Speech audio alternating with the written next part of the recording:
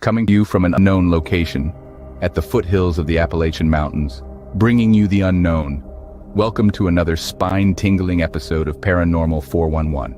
Your hosts are David Reagan and Jason Scott, and together, they dive headfirst into the mysteries that lurk just beyond our understanding, featuring notable experts ready to share their insights into the world of the strange and unknown.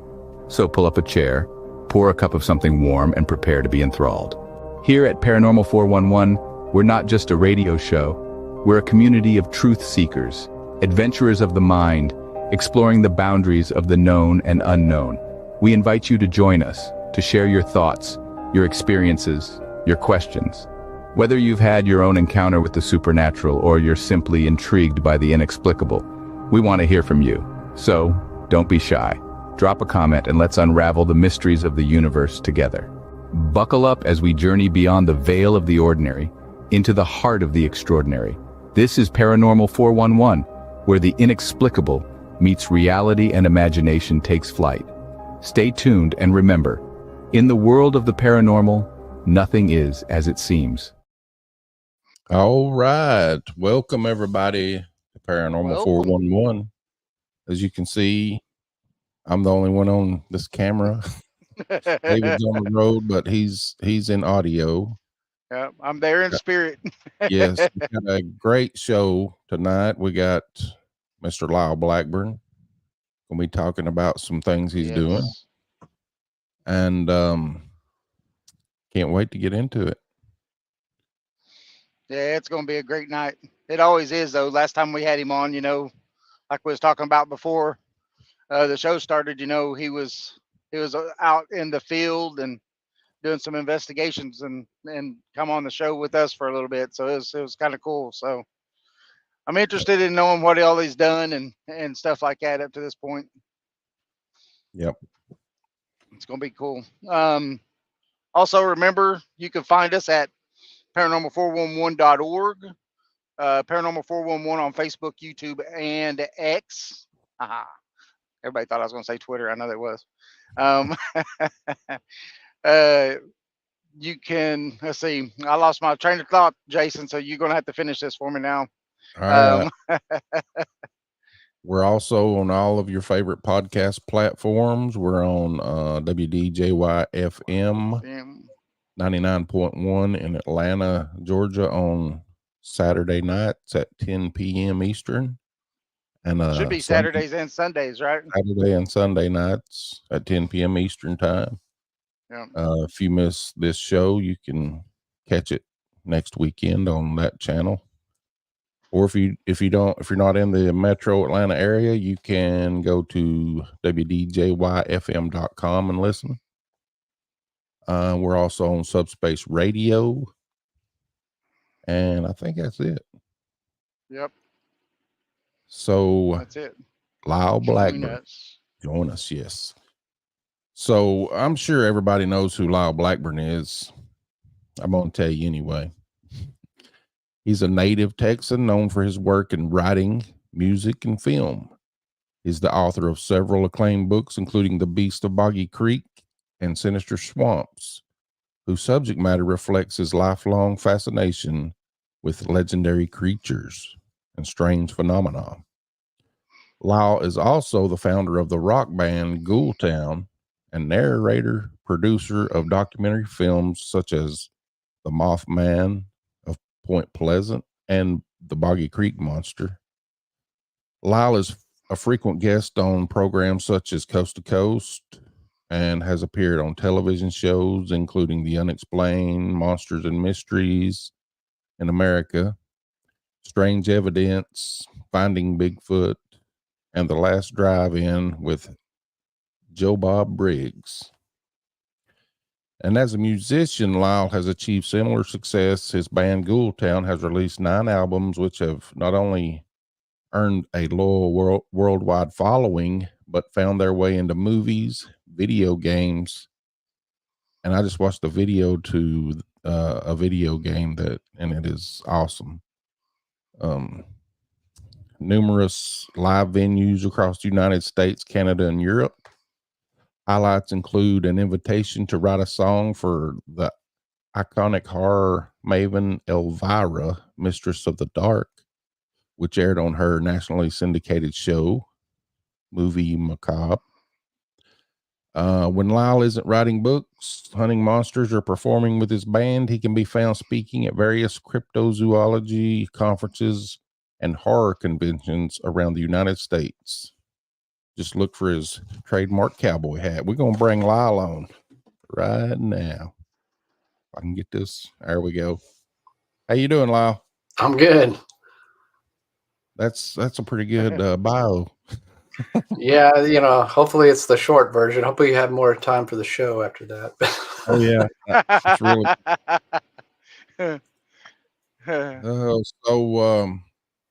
I'd like to talk about first. I'm sure everybody knows how you got started in cryptids. So, but you can tell us anyway. We'll let for the people that don't know you.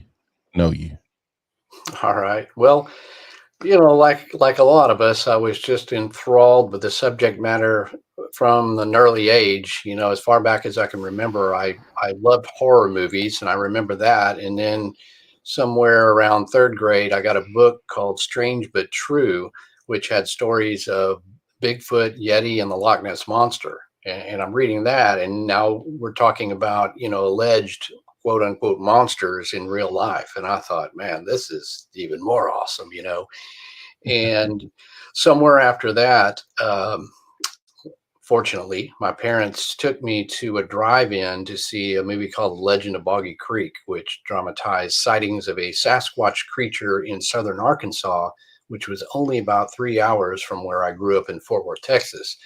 So that, really clinched it because, whereas the stories of the Yeti and Loch Ness Monster and even Bigfoot seemed so far from Texas, this was, in my own backyard, so to speak. So I just loved that and was just enthralled with everything. I grew up hunting with my father. He's an avid bow hunter. So, from as soon as I could walk, we're out at the deer lease, we're hunting and all that kind of stuff. So I just really loved outdoors. And if you combine that with the chance to possibly see some, unknown creature, I just love that. So over time, I became a musician, and I did a lot of writing jobs and things in between that for rock magazines and horror magazines and professionally. And those kind of converged. I would be in the tour bus a lot, reading Sasquatch books and things like that. And then eventually I really wanted to write a book about the history of the legend of Boggy Creek, because I felt like that was very popular among Bigfoot researchers. And, nobody had ever really written a book on it, and had this hugely famous film from the 70s. So I just set out to kind of start doing research. And my first book, The Beast of Boggy Creek, was very well received. And I just did it kind of because I wanted to, and I thought people would enjoy it. So then suddenly, I'm getting calls from Monsters and Mysteries in America and Finding Bigfoot and things like that. And, I thought, okay, this is pretty cool stuff. So ever since then, I've been, dedicating a majority of my time, or as much as I can, towards cryptid research, other books, and always at my sort of home base in Falk, Arkansas, with Boggy Creek. Yeah. So is there any new developments in Falk? I know you was, when we did the show last time, you were out doing your research and stuff, and just wonder if you had anything new come up in the area. Well, it almost kind of comes in waves. I try to investigate anyone who has a sighting in and around that area. I mean, I try to investigate as much as I can, but especially if it's something in the Falk area, I really do my best to try to follow up with witnesses and things like that. And I've even had experiences up there myself. And I know last time I was on the show, we were there kind of following up on a possible sighting I had back in 2021, where I saw a reddish, orangish colored creature or something large walk between some trees down there. And so, since then, there's just various sightings that have come my way, and I've been able to interview people. But particularly lately, in the last, I would say 6 months, has really been an active period where I've talked to a couple of different witnesses in the area. One guy who is a longtime resident, who has experienced, like, he hasn't had, I wouldn't say like a sighting, but he saw a huge dark figure walking through the woods on his property. And where he lives, he has a lot of just wild property back behind him, and then that connects to other wooded areas. It's a good spot. And his wife has seen stuff. They've had found some tracks, and something was like knocking on a window, and the window was super high. I mean, and nothing can really get to that unless it was quite tall. Those things were pretty good, and it's a really good, credible witness, I think, who I kind of think is a good person to have, because he's kind of now put out some game cameras and other things that we might yield something from that. He also ran into another guy, and they got to talking about sightings and things, which a lot of times when you're, especially in that area, if you mention something about this and people feel like they can trust you, they will share experiences. This other guy, who is a hunter, said he observed a dark ape-like creature from a tree stand, and he watched this thing for a number of minutes as it sort of was in the brush, and I'm sure it knew he was there, but he said it would come up enough to where he could see it, and he observed it for a while, and eventually took a photo.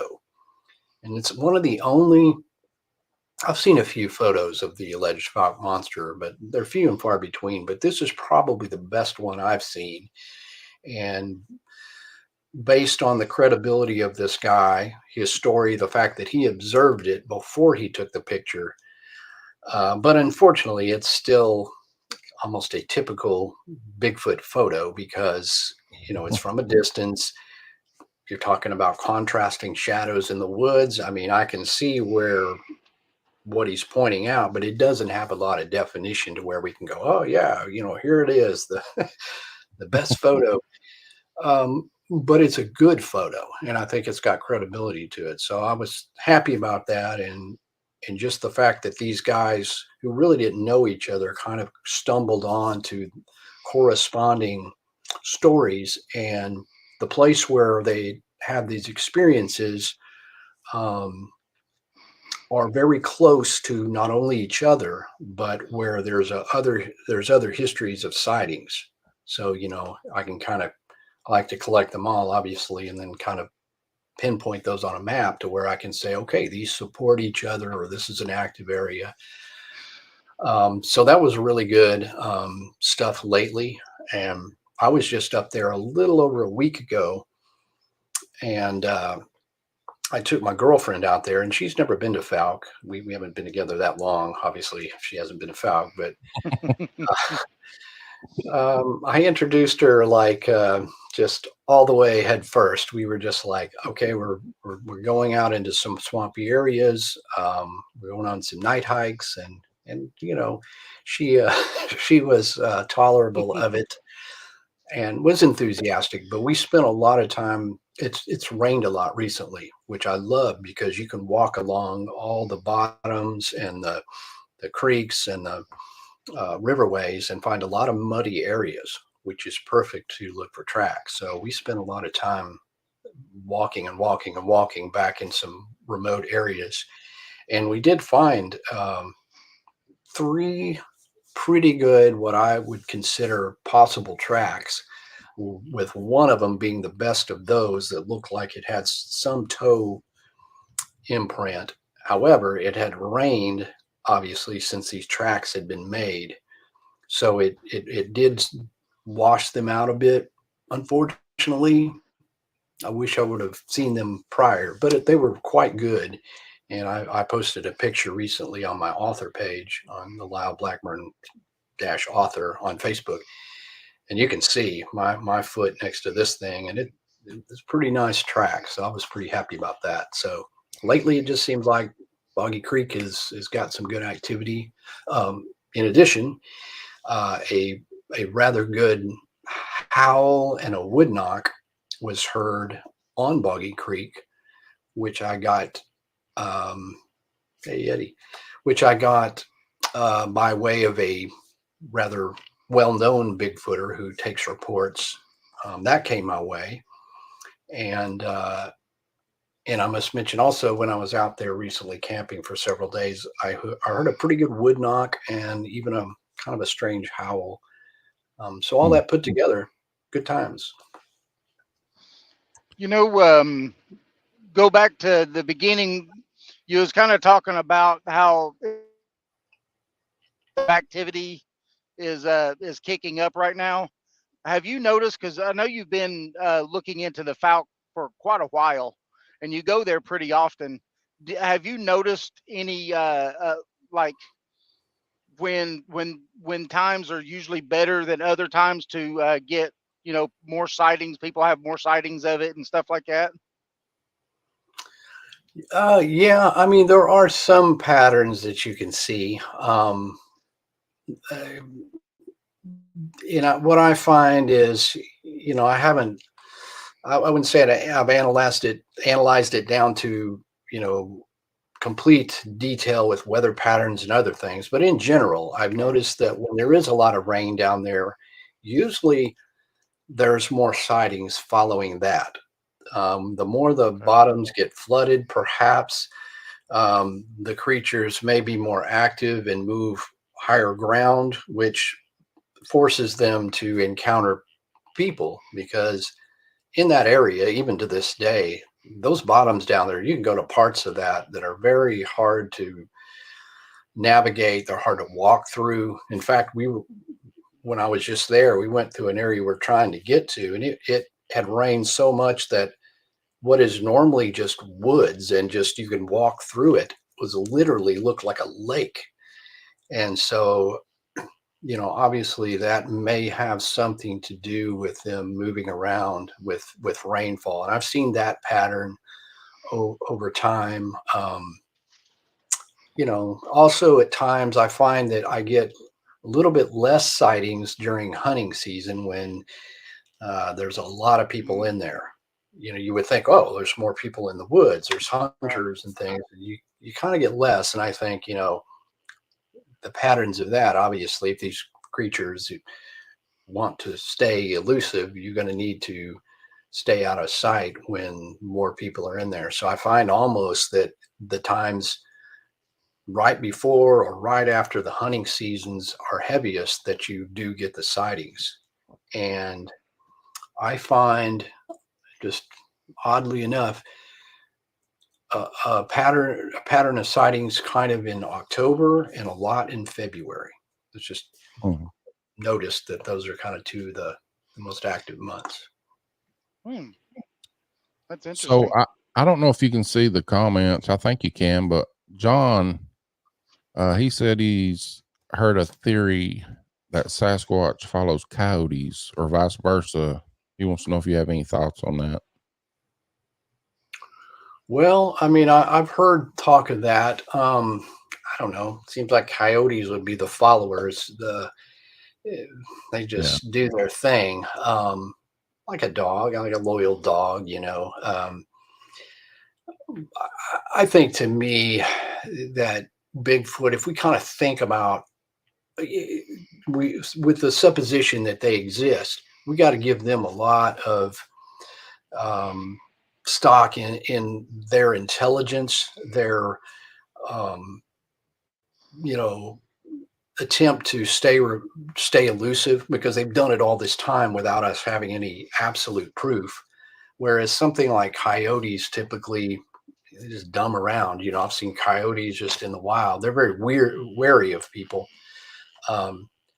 But that being said, I mean, I think that where you have predators or wild animals, that's a place where you're going to find others. So Bigfoot may very well follow their lead if that's beneficial, I would say, to the Bigfoot. So I think Bigfoot's probably the higher level creature, if you will, in the case. But any and all of these theories are great because it's all we got is just kind of speculate as to patterns and when we might be able to have our best luck seeing one.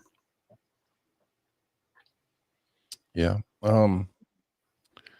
So I know there's been a lot of more recent activity in Texas with it's a hot spot now for Bigfoot, I think. And you have any idea why or why it would be like that? Well, I mean, Texas has a long history of sightings, and my latest book actually is Texas Bigfoot, and I even learned a lot in that process because I mean, I'm aware of all sorts of sightings, but digging into that to such a level and trying to cover everything, a cross section of a long history, I think Texas is something that has a consistent level, and at times more than others. And I don't know, we could attribute that to weather, things like that. We've kind of actually had a lighter, or not a heavy winter, and people have been out more this winter, I think, doing things than they normally would. And I would think that logically translates to sightings because in the winter you have less foliage and undergrowth, things that obscure your vision. So when you're when it's the winter, you can see the farthest through the woods.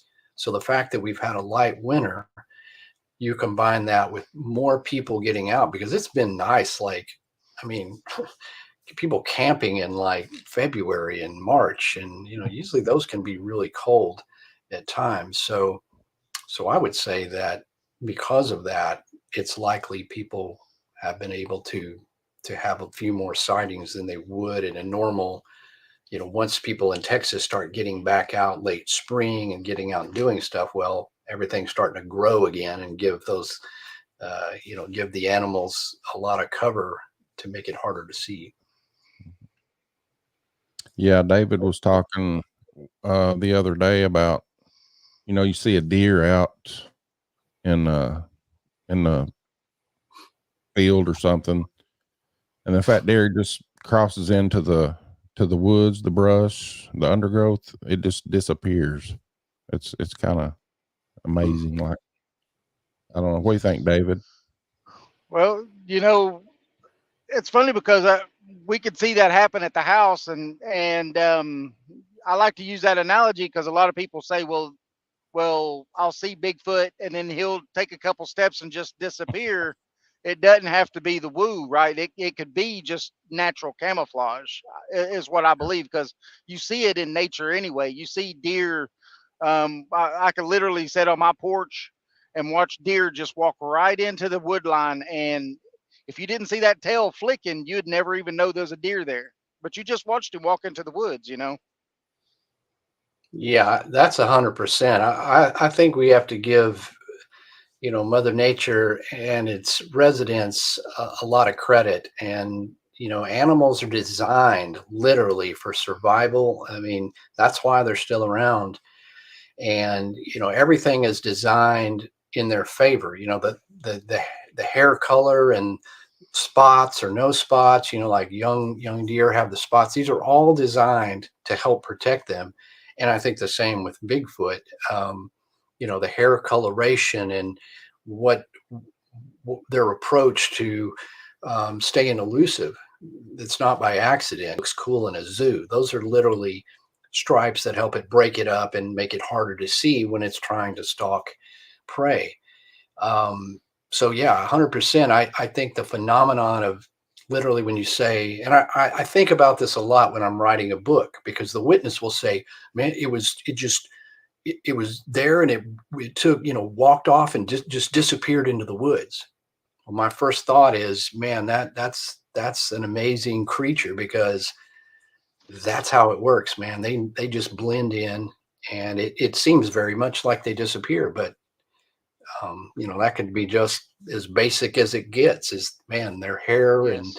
their nature, that's what they do, man. They're like, everything that's science today was magic, or magical at one time, and Yeah. I think these amazing creatures, from a tiger to a deer to a Sasquatch, they all have these sort of amazing abilities that humans probably have lost. We don't we don't live in the woods. We live on the couch with Netflix.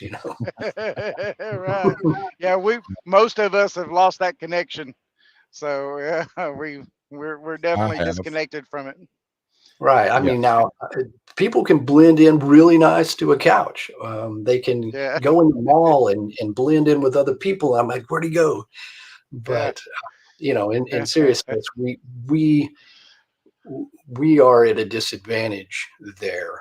Yeah. And of course, deer. I mean, with deer, there are just so many more deer. I mean, without Yes. without hunting, I know this. I was just reading an article about hunting in Texas, and people say, "Oh, this is terrible. We hunt," and it's like, well, if we didn't, the natural predators are few and far between. So if we didn't hunt these deers, they would tip the ecology in the wrong direction. There's too many of them. They're Yeah. just so plentiful. So you think, well, harvesting deer seems wrong to some people, and I get it. I used to deer hunt, and I don't do that anymore. Um, but there is a benefit to balancing that stuff out. So there's a lot more deer. So yes, you're going to see more deer. There's less, bear. Your likelihood of seeing a Mhm. bear, even though there are bear in East Texas, my chances of seeing one are pretty darn low. Yeah. Even less conceivably a Sasquatch population. Your chances of seeing those are really, really low. Yeah. Yeah. Yeah. I know sometimes driving truck, I'll go into Austin or Houston, and I'll come down 20 and end at down 10 and come in, and a lot of people think of West Texas when they think of Texas. That's where I grew up, as a matter of fact, is over in Odessa and Pecos, Texas is where I grew up as a kid. And the whole state isn't desert, and when you get back east, you get hills and a lot of forest, a lot of trees. Oh, absolutely. And I talk about that in my Texas Bigfoot book, where people sort of like, if you're not from Texas, you just have this image of like some cowboy landscape, from a John Wayne movie or something. And certainly we Yeah. have that, especially in the central portion. You go west, yeah, it's like El Paso. I Yep. mean, we're talking about desert type conditions. But the eastern third of the state is known as the Piney Woods, and that is where most of the forestry is, and in fact is only second to Alaska in square miles of forestry. I mean, packed in there, because Wow. we're a huge state. So obviously, but all of that is in that eastern third, where yeah, you have some hills, and you have piney woods, and you even have swamps. I mean, you get out towards Louisiana, so you have that stuff where people don't normally think of associated with Texas, but that's where the majority of the Bigfoot sightings are. Not to say there hadn't been some in the other parts, and some really crazy cool cases, especially back in like the 60s and things. But yeah, Texas is a place that if people drive through, like you say, and you go through those piney woods, they're like, wow, Texas has a lot of woods, and I didn't really expect that. Yeah. Yeah. It's beautiful back up and through there. Um, do you think that since it's more of a temperate environment in that area too, it doesn't get super cold or super long winters, that it would have a pretty healthy group of Bigfoot that could live there and thrive there pretty well? Oh, absolutely. I mean, if I was a Bigfoot, I would want to live in that area. Well, summers obviously get hot, but Yeah. the good thing about it is, and one thing that you can see as you sort of zoom out and look at that area as a whole, the eastern portion of Texas blends right into southern Arkansas, where it goes right into Fouke and all that part, and goes over into western Louisiana, where there's a good amount of sightings. So there's really all that area to roam. And I've always said that, like we call Jefferson, Texas, which is way out there in the east in the piney woods. That the capital of Texas, Bigfoot capital of Texas.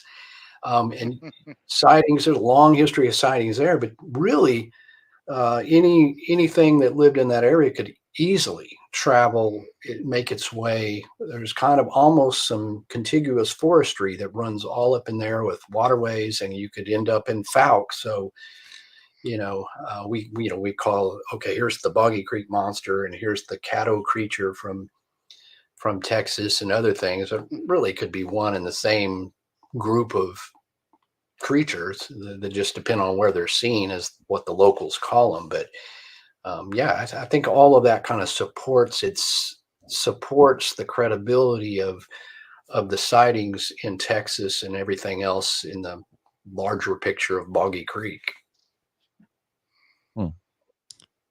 Roger wants, go ahead, David. No, well, I was go just ahead. going to tell him this comment. Roger wanted to know if he's ever investigated Honey Island Swamp in Louisiana. The swamp Yes. monster.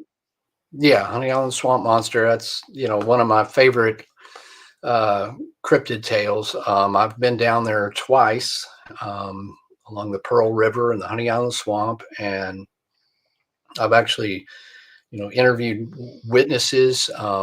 In fact, I interviewed a woman who had a sighting there back in 1967, which she never really shared that with anybody, myself and my late colleague, Dr. Bindernagel.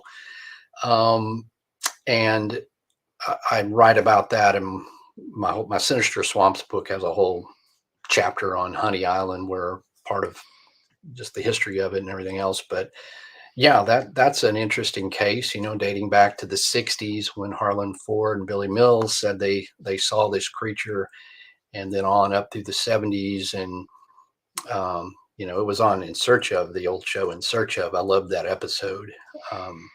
It was called The Swamp Monster or something, and I remember seeing that episode, so I knew it from that. And then but yeah, I've interviewed firsthand witnesses from there, and have been in the area. And it's like any of these other swampy areas, there's certainly parts of that, and a lot of forestry and waterways where something could definitely stay elusive. Have you done anything with like Dogman or anything like that, or even looked into any of that? Yes, certainly. In the last few years, it's all about Dogman, it seems. In the years prior to about, I don't know, 5 years ago, hardly ever came up, only in terms of maybe Bray Road Beast. And I had followed other cases that were in the newspaper, like the Defiant Werewolf and the Lawton Werewolf, the Vider Werewolf from Texas, sort of those classic cases. But now, you have just a plethora of Dogman sightings, and I've taken reports of, Dogman sightings. I've been a guest at a Dogman conference twice, not really talking about Dogman, but talking about cryptids. And I've gotten to know quite a few guys: Josh Turner, Martin Groves, Tex Wesson, guys who have actually had Dogman encounters. So these are guys that I know pretty darn well, and they've had some dramatic experiences in that cryptid category. So yeah, it's certainly something I've looked into. I mean, I don't have a book on it or anything, or haven't really delved into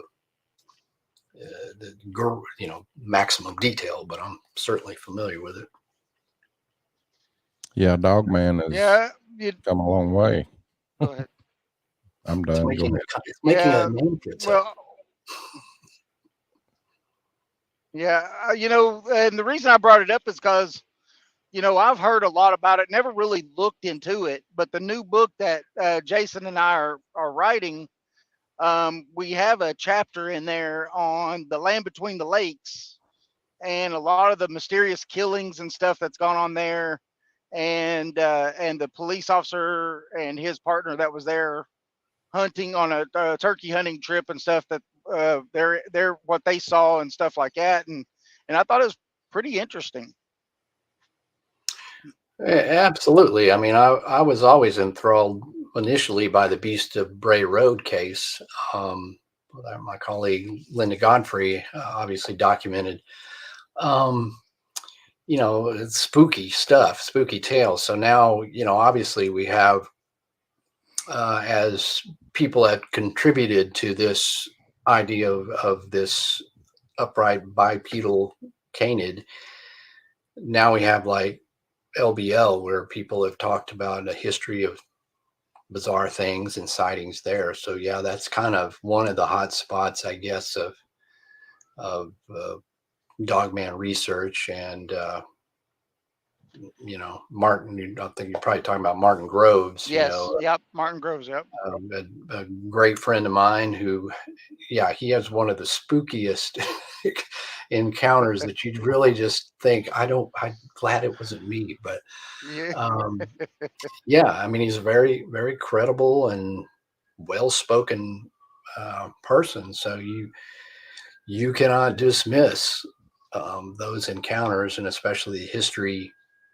The problem is you have a lot of people historians of the land between the lakes area, just not people who are looking at it in cryptids or Bigfoot or Dogman, but just people who have written about the history and development of that area and the settlers and everything to it. They kind of scoff at the whole idea of werewolves living in there. Right. So you're kind of into odds, and all the so-called killings and stuff. It's just sort of like something they're not ultimately. You have to kind of think that perhaps, and according to some of these reports, that the law officials are either trying to suppress that, and people either are ignorant of it, or they just try to throw people off. So it's one of those things where you don't really know. We just go by what people are telling us and what these witnesses, many of them very credible, have produced. Yeah.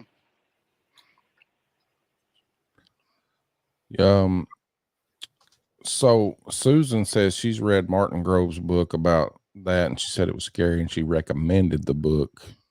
I don't think I've ever read it. Yeah, he's written 2 books on that, and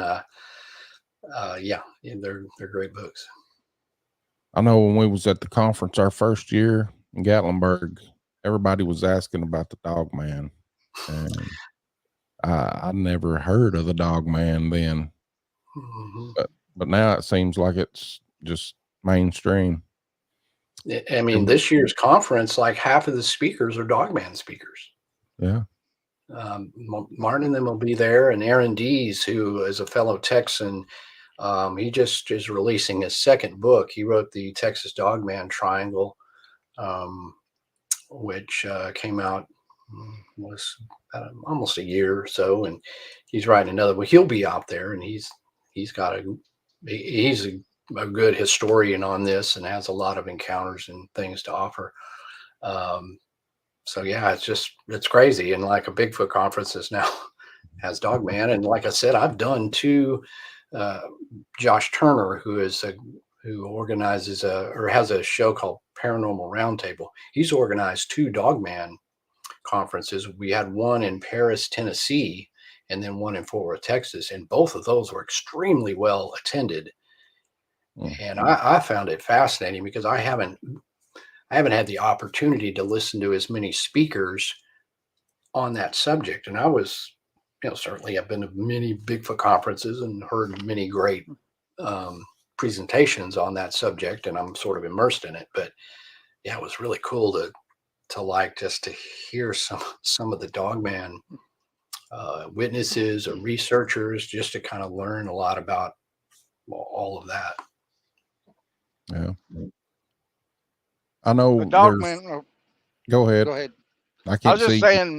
I was just saying that the Dogman stuff though seems like it's a lot darker. Like, it seems like it's always out to try to kill somebody, or possibly even does. It seems like it's not like a Bigfoot, where it seems that most of the time they'll try to bluff charge and do anything, throw rocks, do stuff that they could do to make you uncomfortable, to make you leave. These things seem to be something more.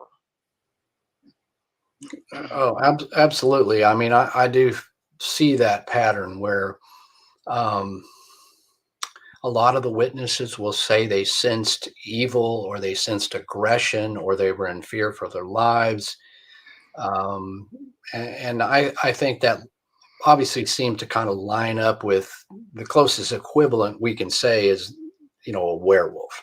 Not to say that it was a person who transformed, but that is, a lot of the witnesses will say, well, I don't know how else to describe it. It looked like a werewolf. And it does seem to make sense given what we as a culture have portrayed werewolves. I mean, all the movies and stuff, they're all out to get us.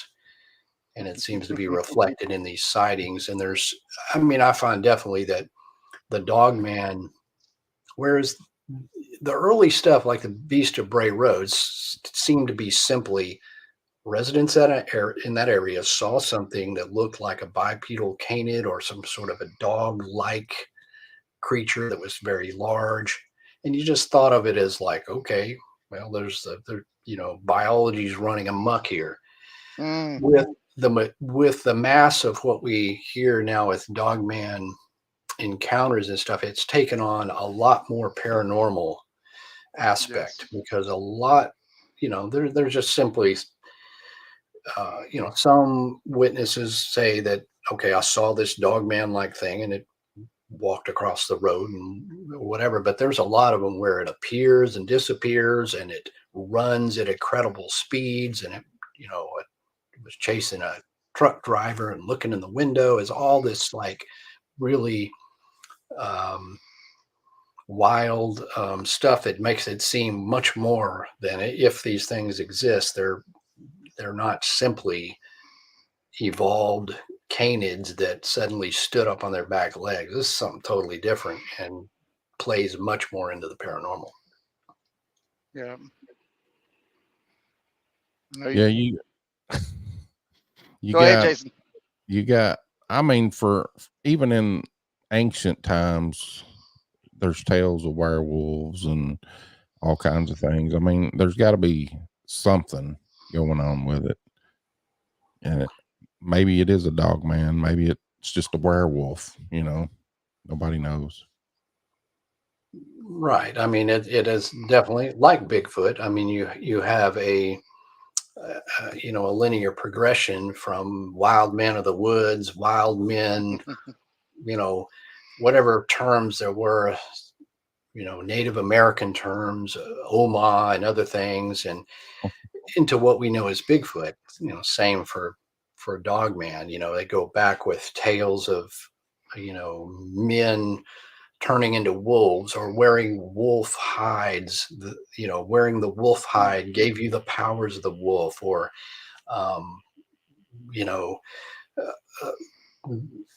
there was like, fairy tales that, Little Red Riding Hood, there's kind of a werewolf thing in it, all of that stuff. So there is that history of this didn't just pop up one day. It's like we do have some basis to say, well, if these things are here now, I guess they were here all along, and people interpreted that with their own cultural lens.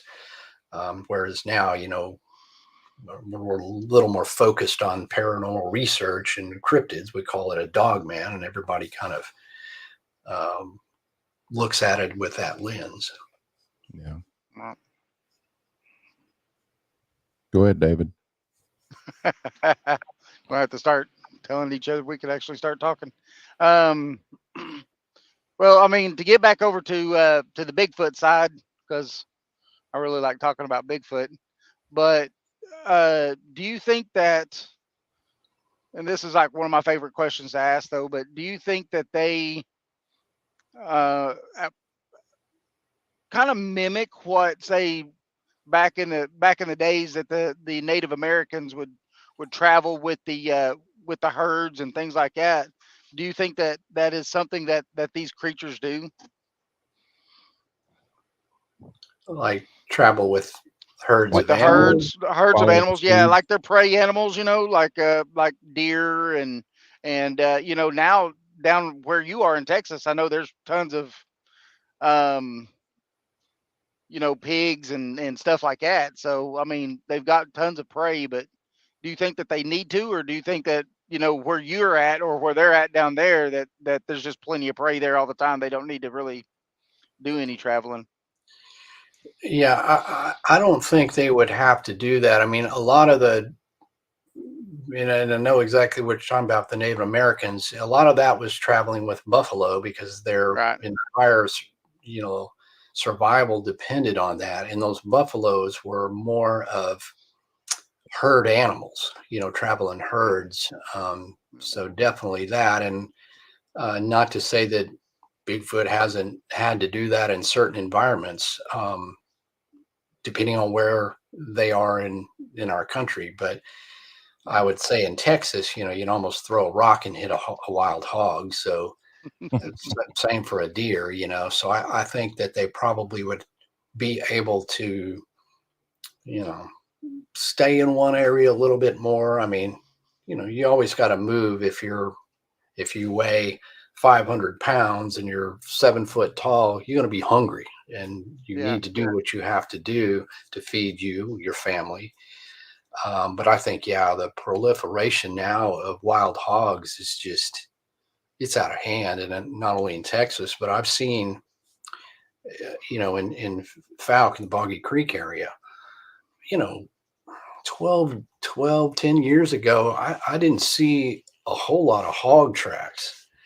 And I would say now, if I go in those muddy bottoms down there, I'm hoping just to get there before the hogs have trampled everything, because there is just hog rutting and wallowing everywhere. And I'm like, well, there could have been a great line of Fouke monster tracks right here, but I wouldn't know because, these hogs had just trampled it all. And it's just out of hand, but someone's striking back, because when I was in Fouke, I came up on kind of going along what's called Carter Lake, and it's a very swampy, picturesque kind of lake with cypress trees, and it's really spooky out there.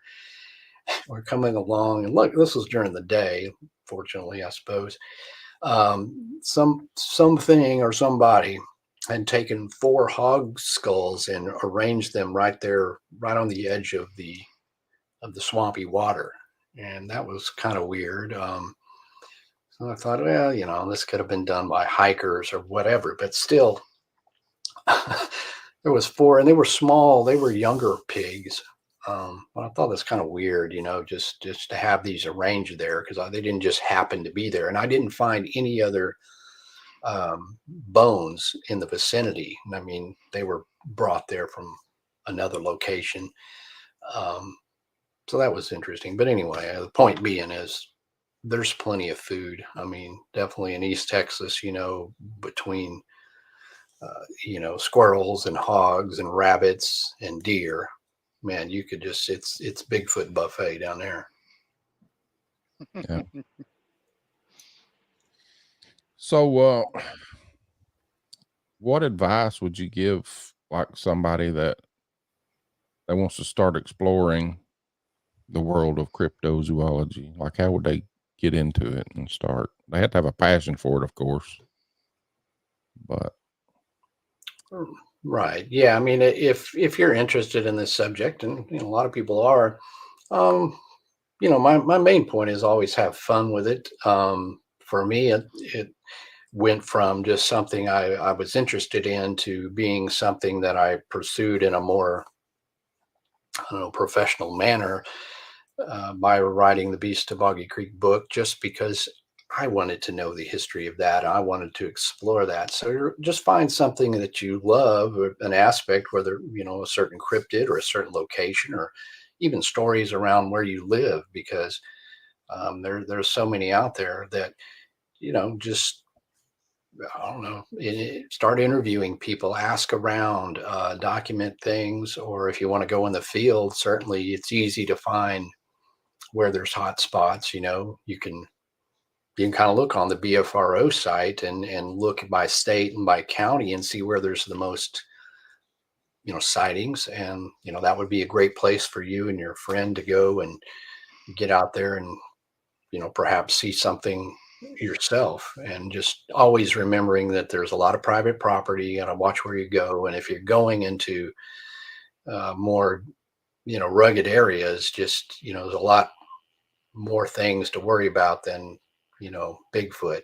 Well, maybe Dogman, but you don't, you want to take water, and you want to take, you make sure you know where you're going and all that kind of stuff, survival wise, if you're going to do this in some of the places we've been. It's definitely been dangerous. We've been right up on alligators and cottonmouths and assortment of other dangers, but yeah, just have fun with it. And, anywhere you live, you can probably find some cool cryptid legends, and go down to the library and start asking old people if anybody knows anything. And before long, oh boy, somebody want to share a story with you, Yeah. We've got a place not too far from where Jason lives that's pretty famous in our area for a Bigfoot, isn't it, Jason? Yeah, it's either Bigfoot or I don't know what it is, but there's something there.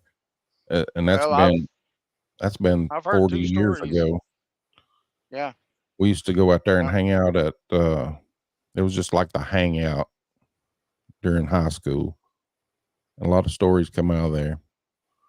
We call it Coochie Booger. Coochie Booger. Yeah. It's That's pretty neat. And whereabouts is the location? Tennessee, or?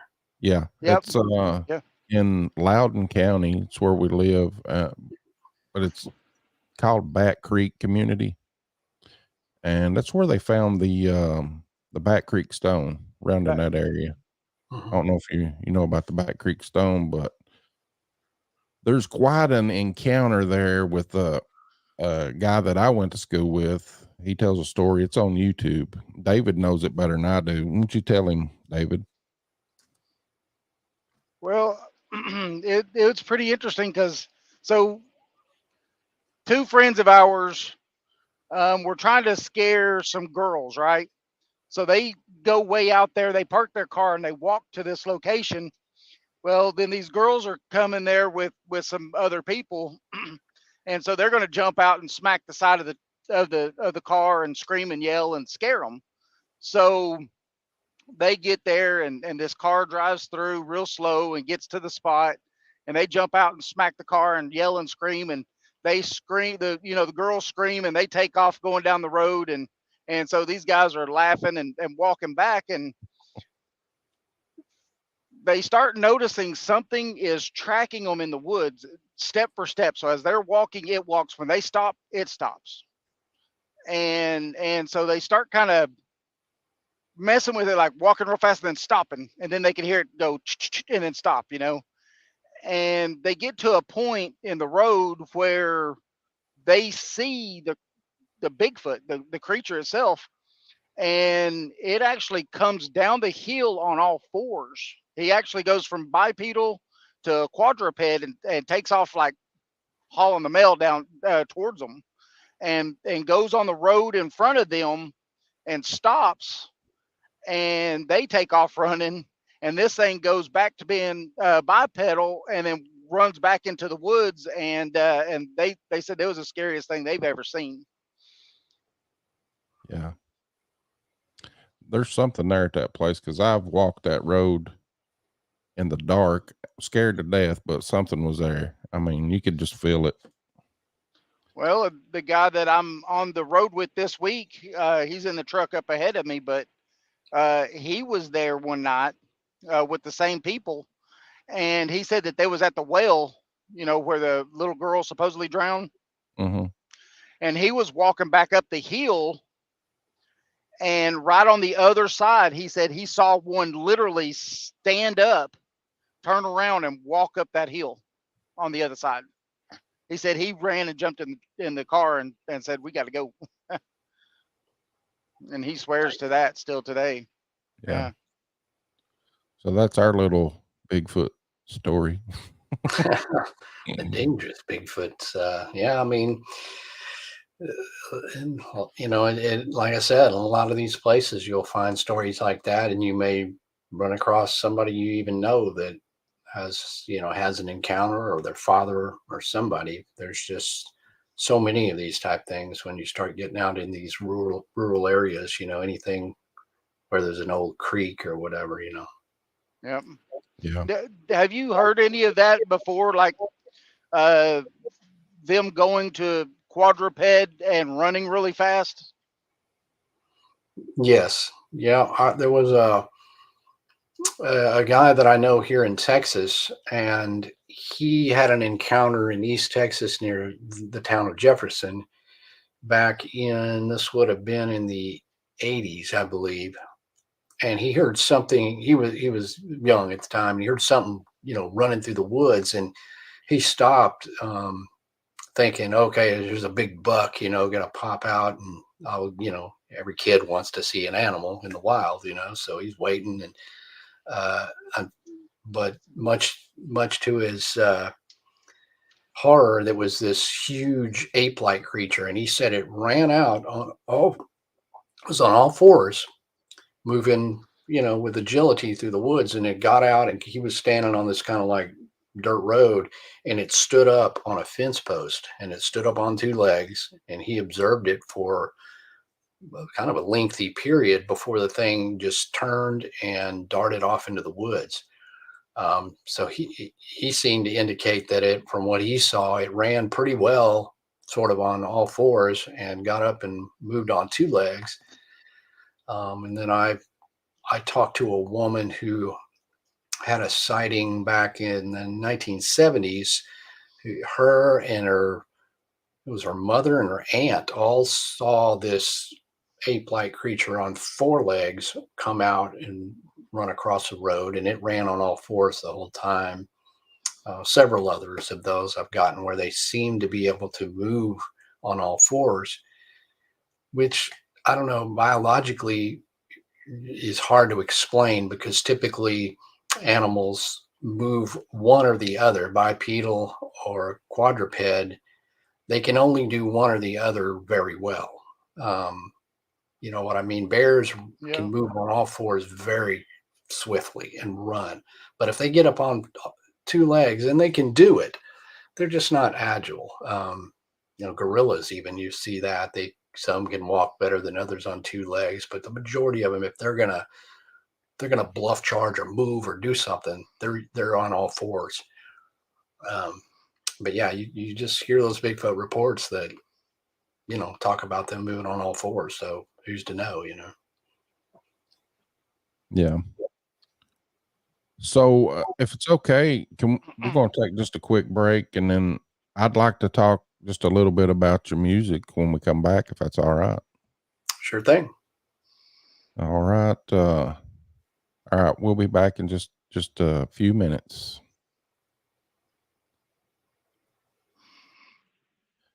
I want to remind everybody that we do have a book, right, David?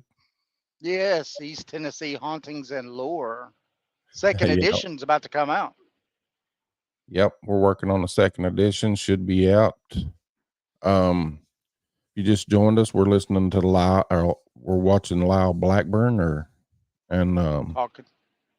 talking. I can't talk today. We're talking to Lyle Blackburn. We are talking with Lyle Blackburn. Great guy. So we're going to take a quick break, and when we come back, we're going to talk about his band. Got some good music. Yes, he does. What if the world we know is merely a fraction of reality? What if there are forces, entities, and phenomena that exist just beyond our comprehension in the shadows of the unknown?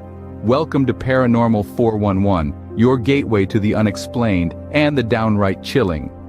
Imagine, if you will, a quiet, sleepy town tucked away from the hustle and bustle of the city. The locals tell tales of a house atop a hill where strange lights flicker and eerie sounds echo in the dead of night. Some say it's haunted, others claim it's a portal to another realm. Whatever the truth, one thing is certain: those who venture there are never quite the same. Or picture this, a clear, starry night in the heart of the desert. Suddenly a blinding flash cuts across the sky, a craft of unknown origin moving at impossible speeds. It hovers, then vanishes, leaving only questions and a sense of awe. Could it be visitors from another world, or perhaps a secret government project? These stories, these encounters with the unknown, are what we love here at Paranormal 411. Our mission? To explore the unexplored, to question the unquestioned, and to shine a light into the darkest corners of the paranormal. We've journeyed through haunted houses and UFO sightings, and into the mysteries of cryptids and psychic phenomena, and pondered the existence of other dimensions. And yet, there is so much more to discover. Paranormal 411 is your guide to the unexplained and the extraordinary. Here we talk about the mysteries that lurk in the shadows of our world, from haunted houses and UFO sightings to cryptids and psychic phenomena. We love to question, to explore, and to understand the unknown. There's a world of mystery out there just waiting to be discovered. So why not join us on this journey into the unknown? Subscribe to our YouTube channel and become a part of the Paranormal 411 community. Together, we can uncover the secrets that the universe holds. Welcome to Paranormal 411. Your journey into the unknown starts here. Join us. In the heart of Madisonville, Tennessee, lies a pizzeria like no other.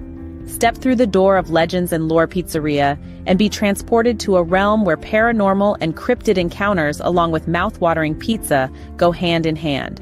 Meet Eddie and his crew, who serve up slices of the supernatural along with the best pies in town.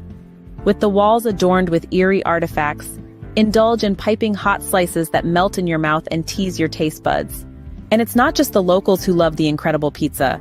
Legends and Lore has been selected as the best pizza joint in all of Monroe County. As lovers of everything pizza and the paranormal, the owners have mastered the art of crafting unforgettable combinations that will leave you wanting more. To stay connected with this mystical eatery, follow Legends and Lore Pizzeria on Facebook, where tales of their latest creations and upcoming specials will be shared. Make sure to browse their custom menu, featuring legendary pizzas like the Chupacabra Ranch and the Exorcist. So, whether you have an appetite for the supernatural or simply seek the best pizza in town, Legends and Lore is the place to be. Come for the unforgettable flavors, stay for the captivating stories, and find yourself in a world where legends and pizza collide.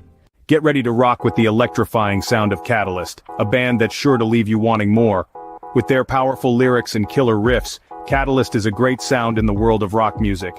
You can listen and find Catalyst on Bandcamp, or go to the link at paranormal411.org and click on their banner.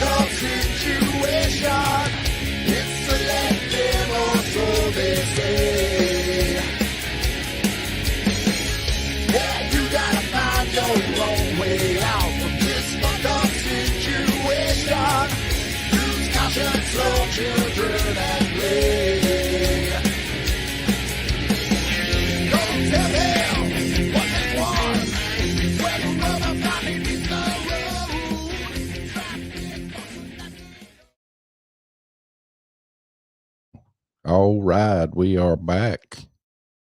You there, David? David ain't here.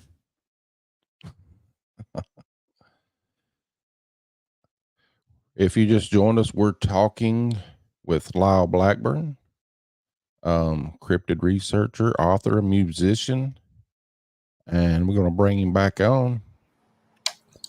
You are back. I'm back. I hope David didn't get eaten by a dog man. David, you still there? See? Yeah, he must have. It's the only logical explanation for that. Yeah. So I know you're very busy. I don't see how you do it. You got a band, a very successful band. Did we get David back? And I got to say, I just saw my monster sauce, hot sauce in the Legends and Lore Pizzeria commercial, which is very cool because I've never seen a commercial. I was like, oh, very cool. Yeah, I made that. Oh, well, yeah, very cool. Appreciate that. You know, it's some good sauce. We really like it, especially on Eddie's Pizza. Yeah, in fact, I mean, I think he's the #1 seller or vendor I have of the sauce. I think he sells the most of it. Obviously, it's a place where people eat. You know, I mean, it's sold at various Bigfoot museums and Monster Mart and other places. But yeah, he definitely can move some. Yeah, Eddie's a good guy. Yeah, We really. David, go ahead. No, go ahead. I'm cutting in and out right now, so go ahead. Okay. I was just going to say Eddie's a real good guy, and we went on an investigation with him 2 weeks ago at a little haunted house that my wife's family, they own this old house. It's on their property, and we had a really great time. It's pretty interesting. I'm working on a video. I'm gonna have it out on YouTube. Let's get back to. I was saying you're pretty busy. You got your band. You're doing all these conferences. I mean, looks like you're booked up on conferences. Yeah, it's gotten progressively busier. Yeah, the conferences, you know, and I love to do those, and so, but yeah, there's a lot of them now. So I try to do, you know, balance it out between everything, but yeah, certainly busy. So does your band, do they tour? I mean, do you have like, do you tour like you do the conferences? That's what I'm trying to say. Well, you know, in the music, I don't tour as much as I used to. I'm, you know, in my 20s and 30s, I toured a lot with various bands. And so with Ghoultown now, we did some tour dates back in October, but we really will play bigger gigs or festivals. But it's a lot less touring. It's just it's hard to do at you know, and maintain, and it's not really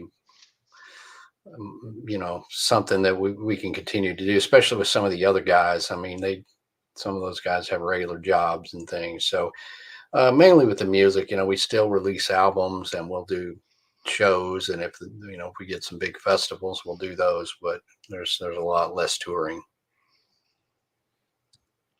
Yeah, I seen where you got like 9 albums. Do you have a new single? Well, it came out last year. Evil Eyes. Is that your new?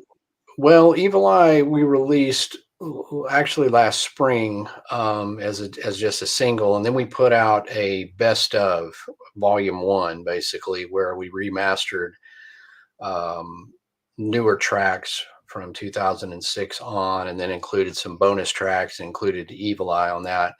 And that was just kind of a, almost, it's weird to do I always thought, what, the greatest hits, that just sounds lame, or like, your band's over or something. But really it was a lot of, because I've done a lot of these kind of stuff like this, these interviews, where people like, man, okay, I like your band, so Ghoultown's cool, where do I start? And so I thought, well, we should put together something that's sort of a release where it's like, okay, here's what, and I just got the best of, basically looking at what people most streamed on Spotify and other stuff, because to me, was like what people like the most. So we did that. So then we also, let's see, a newer single, which is called I Am the Undead, and came out in November. And that came out with that video promoting a game called Blood West, which is a first-person shooter type video game. I'm not a video gamer, but it's kind of a Western horror.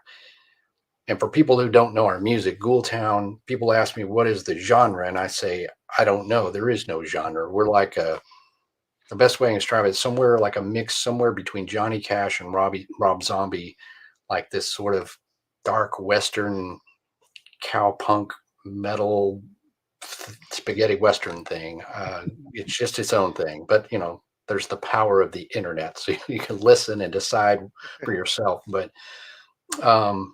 so we kind of have that horror Western vibe, and so the game Blood West had us write a song which was going to be to promote the release of the game, and they did this really killer video. You got to see it. It's like animated with like myself and the band members are animated into it, and it was really cool. So we just actually released that song as a downloadable single just last week.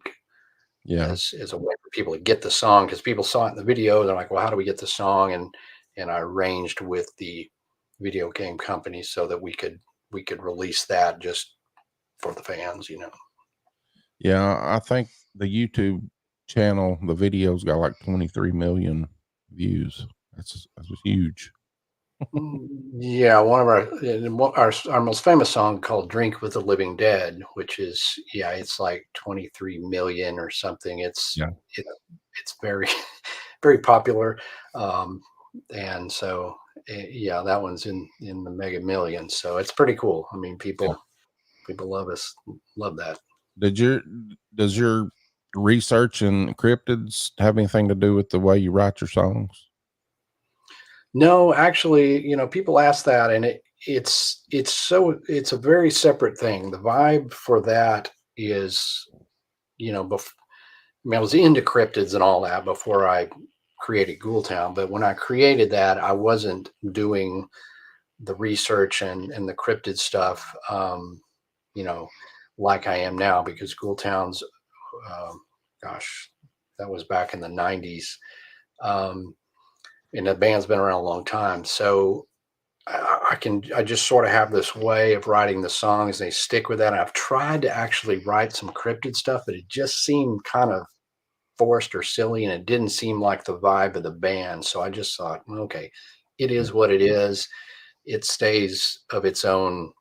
I just let that be instead of trying to cross the two. But the connection, I think, would be that I love monster things and spooky stuff, and I love horror movies. I love cryptids, and all of that in anything I do is represented in some way, I would say. David, it's your turn. Well, hopefully I got internet back. My internet's been going crazy out here in Oklahoma. I guess we've got pretty sporadic internet service, but with the music though, you said you've been around for since the 90s and stuff. When you first started it, was it like it is now, just something that you did on the side?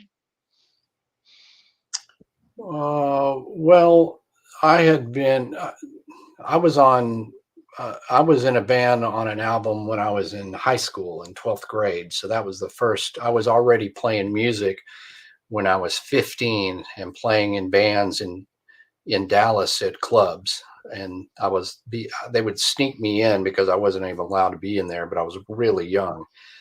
And ever since then, I've been in bands. I was in a band called Solitude Eternus, which is a doom metal band that was on Roadrunner Records, and we were signed in 1990.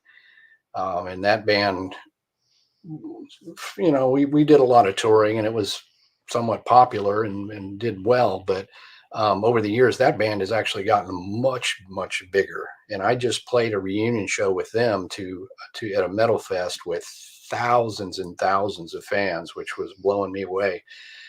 So I did all that and was doing that before Ghoultown. I didn't start Ghoultown until around 1998, 99. It was 99 before we played live. So I was already doing I wasn't making a living as a musician because we were on a record label. And let me tell you, I hadn't seen no money from that. They've repressed our albums. I didn't even wasn't aware of this, but I looked on eBay and there were tons of represses and reissues of our albums I didn't even know existed. And somebody came up to me and had me autograph all these albums. I'm like, what is all this? And how come I'm not getting a cent for this? So that's what happens when you're on record labels. Remember this? Oh, yes. You signed that for us. And you said, where did you get that? You were the guys. I go, where did that come from? And I've since made, made friends, and we do. I've been able to sell those, but it was like that, except on a huge level of oh my God. So anyway, the point is I was not making a lot of money, which is where the writing, I would do writing in between tours and stuff. And we're just working on jobs. And then eventually with Ghoultown, over time, it became much more of a way. We're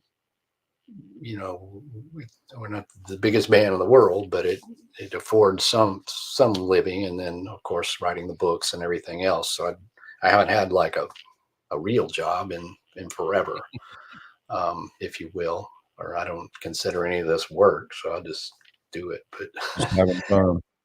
Yeah, it's you have to be mindful of, you have to think in terms of in order to do research and to do the monster stuff, it's great because, that sort of streaming income from that's perpetual is great. I just have to put some time into releasing a product every once in a while, like an album and, with the books and things, you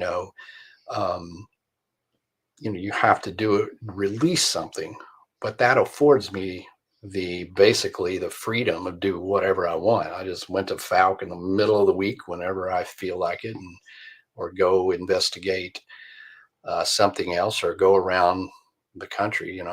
Been a lot of different places or whatever. So that has been a great way to have my own schedule and freedom by having that kind of a job, if you will. So it's all awesome.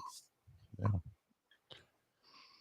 Well, your band's great.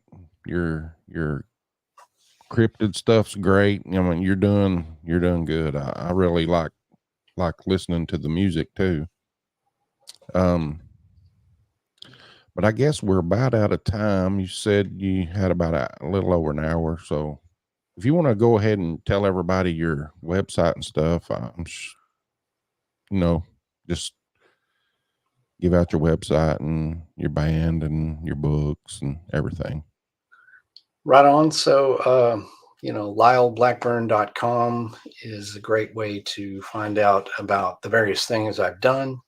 Of course, Ghoultown, GHOULTOWN, Ghoultown.com has all the information about the band. But, and of course, my books are available on Amazon and places where finer books are sold, I guess. But yeah, just visit LyleBlackburn.com and you kind of see everything there and know what I've been involved in what I'm doing, and sign up for the email list so you can keep up, or follow me on Facebook or Instagram. And like I said, I just, on my author page on Facebook, I just posted that track from Falk. So if you want to check out that photo, just drop over to the Facebook page and all that. So yeah, always appreciate you guys having me on. It's good times. Well, thank you. Yeah, we want to thank you for taking the time out to do this. I mean, we just love the paranormal and the cryptid and everything, and we just love talking about this stuff. David, you got any last things you want to say? And I guess we should, yeah. I guess we should say, I'll be at the Smoky Mountain Bigfoot Conference where you guys will be, and that's going to be awesome this summer. So hopefully everybody will get a lot of people showing up to that. Yeah, well, we're going to also be. Have you heard of the Smoky Mountain Bigfoot Festival? It's May the 4th in Townsend. Yeah. Right. Yeah. It got a little confusing with which one is which, but yes, there's two of them. Hopefully I can do that one. Maybe I can do that one next time. This will be the second time I've been at the one in Gatlinburg, but yeah, like I said, there's just a lot of these, and it's a popular thing, which is awesome. I love to, I like to go on the field, but I also like to get around people who are interested in the same like-minded people that you can talk to and share ideas and enjoy a beer with or whatever, Oh yeah. All right, David, anything?